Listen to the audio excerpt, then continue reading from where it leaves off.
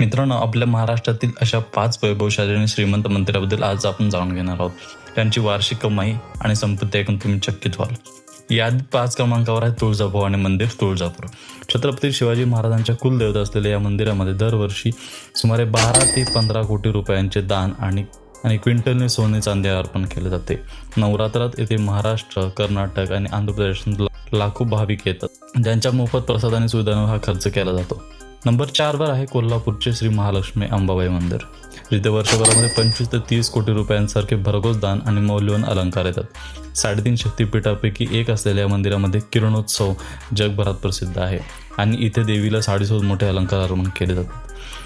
Number 3 वर आहे पंढरपूरचे श्री विठ्ठल रुक्मिणी मंदिर, जिथे वारकऱ्याच्या श्रद्धेतून दरवर्षी 30 ते 35 कोटी रुपयांचे दान जमा होते. आषाढी आणि कार्तिकीच्या वारीवेळी चंद्रभागेच्या तीरावर लोटणाऱ्या लाखो भाविकांसाठी संस्थानाकडे हजारो एकर जमीन आणि बँकामध्ये मोठ्या एफडी जमा आहेत.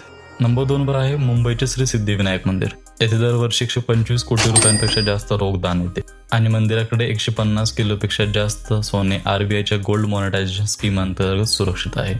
अंगारकी चतुर्थी आणि मंगळवारी ते हजारो VVIP आणि सामान्य नागरिक दर्शनाला येतात. या पैशाचे मोठे योगदान गरीब रुग्णांसाठी आणि कॅन्सर पीडितांच्या मोफत उपचारासाठी केले जातात. आणि नंबर 1 वर आहेत शिर्डी साईबाबा संस्थान.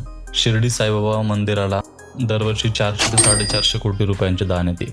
मंदिराकडे 350 किलोपेक्षा जास्त सोने, 4500 किलोपेक्षा जास्त चांदी आणि बँकामध्ये 2000 कोटींच्या एफडी आहेत. या संपत्तीचा मुख्य वापर आशियातील सर्वात मोठा सोलर किचनद्वारे साई प्रसादालयातील लाखो लोकांना मोफत अन्नदान, मोफत सुपर स्पेशालिटी हॉस्पिटल आणि सामाजिक कार्यासाठी केला जातो. तुम्ही या 5 मंदिरापैकी कोणत्या मंदिरात गेला आहात कमेंटमध्ये नक्की सांगा आणि माहिती आवडली असल्यास व्हिडिओ लाईक करा, शेअर करा आणि मराठी नॉलेज सबस्क्राईब करा.